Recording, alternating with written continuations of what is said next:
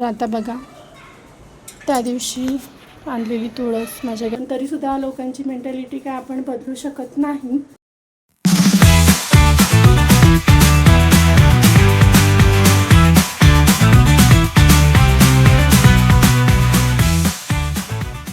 Good morning everyone. आजच्या ब्लॉगची सुरुवात करते मी सगळी घरातली कामं आवरून मस्तपैकी कपडे धुवून आणि गॅलरीमध्ये वाळत घालून.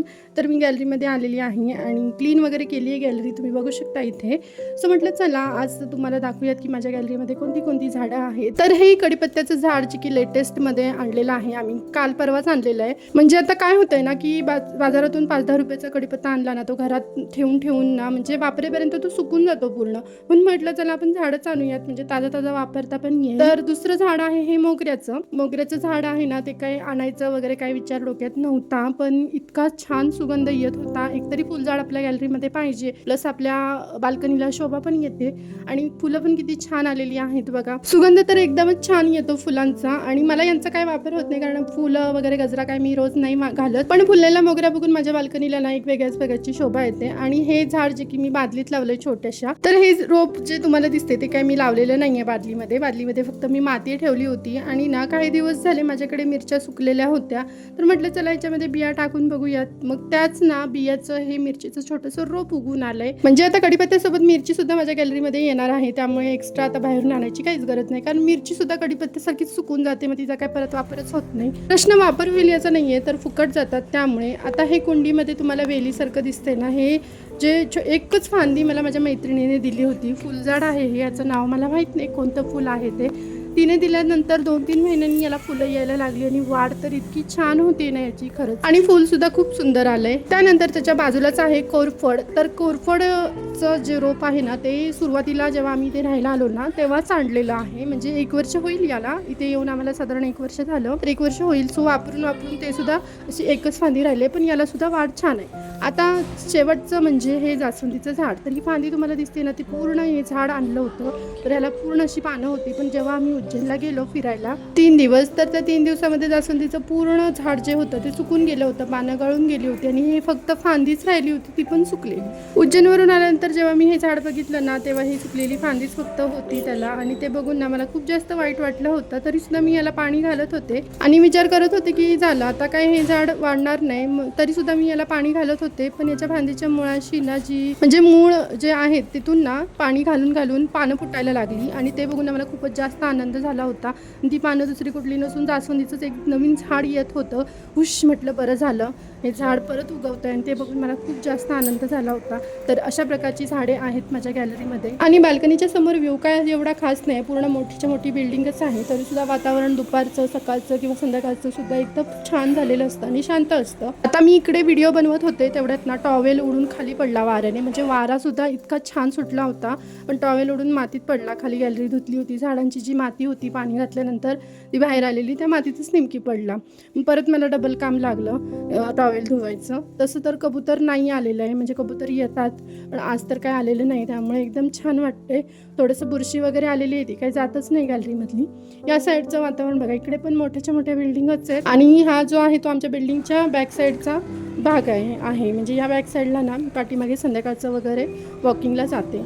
सो असं काहीसं आहे. आणि इंडोर प्लांट्समध्ये हे एक झाड आहे, आता ह्याचं नाव मला नाही माहिती, पण हे सुद्धा आम्ही घरामध्ये ठेवलं आहे. आणि मनी प्लांट जे की कढीपत्त्याचं झाड आणलं ना त्यासोबतच आणलं, आणि त्याची सुद्धा वाढ खूप छान होती. आता ही सगळी झाडं दाखवताना मला फक्त एवढंच वाटत होतं की काश माझ्याकडे तुळस पण असती. तर असं पण नाही की आम्ही तुळस आणली नाही, आम्ही इथे राहायला आल्यापासून 2 ते 3 वेळा तुळस विकत घेतली, पण ना ती तिथे म्हणजे त्या नर्सरी प्लांटमध्ये खूप छान टिकते. आणि घरात आणली ना की परत ती सुकूनच जात होती. तेव्हापासून मग गणपती आणली होती मागच्या वर्षी, त्याच्यानंतर काही तुळस आणलीच नव्हती. आणि माझी ती इच्छा सुद्धा आज पूर्ण झाली. आज सकाळ सकाळच मम्मी पप्पा आलेत माझ्या भावाचं ॲडमिशन करण्यासाठी, तर मम्मीने कढीपत्ता तर होता आहे माझ्याकडे ऑलरेडी, तरी सुद्धा तिने कढीपत्ताचं म्हणजे माझ्या माहेरच्या बागेतला कढीपत्ता आणला, आणि तुळस पण आली तुम्हाला दिसते ना. तर छोटंसं रोप मग मी लगेचच लावून घेतलं, कारण माझ्याकडे मातीसुद्धा होती भरपूर सारी, आणि तिने सुद्धा गावाकडची माती आणली होती. तर अशा प्रकारे तुळससुद्धा माझ्या गॅलरीमध्ये आलेली आहे, ती पण गावाकडची. आणि सोबतच कढीपत्त्याचं पण रोपं आणली होती, तर तो पण लावून घेतला. अशा प्रकारे कढीपत्त्याची 2 झाडं झालीत माझ्याकडे आणि एक तुळस.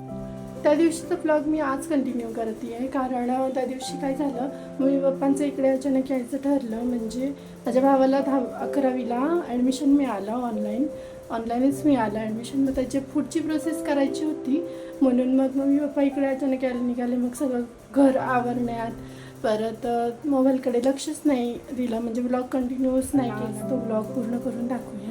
आणि त्या दिवशी मी तुम्हाला माझ्या बाल्कनीमध्ये असलेली झाडं जी आहेत, म्हणजे कोणती कोणती झाडं आहेत ते मी तुम्हाला दाखवलं. पण मला असं वाटत होतं की कुठेतरी मध्ये मध्ये की काश तुळस पण असती. म्हणजे असं नाही की आम्ही तुळस आणली नाही, तर काय झालं होतं, आम्ही 2-3 वेळा तुळस आणली. म्हणजे इथे आम्ही जेव्हापासून राहायला आलो ना, तेव्हापासून 2-3 वेळा आणली. पण ती ना प्लॅन्टच्या नर्सरीमध्येच टिकते. घरी आणली ना की मग ती पूर्ण म्हणजे सुकूनच जात होती. त्यामुळे मग त्याच्यानंतर तुळस आणलीच नव्हती. मग मम्मीने काय केलं त्या दिवशी, तर आता मम्मी पप्पा आले, 2 दिवस राहिले आणि काल गेलेत पण ते तिकडे परत गावाला. आणि मम्मीने येताना माझ्या माहेरच्या बागेतली तुळस आणली, माती पण आणली आहे. तर मग ते पण इथे मी व्हिडिओ ॲड केले, तुम्ही बघू शकता. तर अशा प्रकारची झाडे आहेत माझ्यावरून. मला आठवलं की हा मुद्दा मला असं वाटतं की आज या ब्लॉगमध्ये बोलला पाहिजे, जेणेकरून मी जे आता बोलणार आहे ज्यांना पण असं वाटतं तर त्यांनी हा ब्लॉग बघावा. म्हणजे मला वेळेवरून असं बोलायचं होतं की मी नेहमी म्हणते की आता वेळ आहे, मी स्किन केअर वगैरे करते. सर माझ्या मैत्रिणी किंवा माझ्या फॅमिली, काही सासरची लोक, म्हणजे यांचं कसं आहे काय आहे, माझ्या आपल्या माणसांनीसुद्धा समजून घेतले. पण काय काय जणांना, म्हणजे जी बाहेरची लोकं आहेत त्यांना असं वाटतं, जी आमच्याकडे बघताना की ही तर काही दोघंच आहेत, त्यांची तर काय मजा आहे, आणि कोणतरी एक दुसरा येऊन मध्येच बोलतोच, मजा आहे बाबा तुझी, तुम्ही तर काय दोघंच आहे. पण असं नाही ना, जेवण बनवायचं, दोघं जरी जण असलो ना तरी जेवण बनवावंच लागतं, कपडे धुवावेच लागतात, भांडी घासावीच लागतात.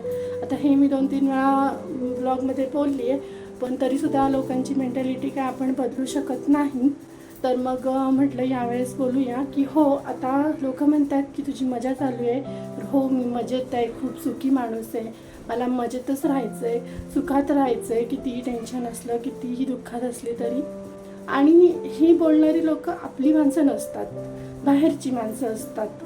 त्यामुळे की बाबा हिला वेळ कसा मिळतो व्हिडिओ बनवायला, व्हिडिओ एडिटिंग करायला, आम्हाला नाही बाबा एवढा वेळ भेटत. तर असं काही नाही, व्हिडिओ बनवणं ही माझी आवड आहे, ब्लॉग बनवणं, मला पहिल्यापासून ब्लॉग बनवायला आवडतं.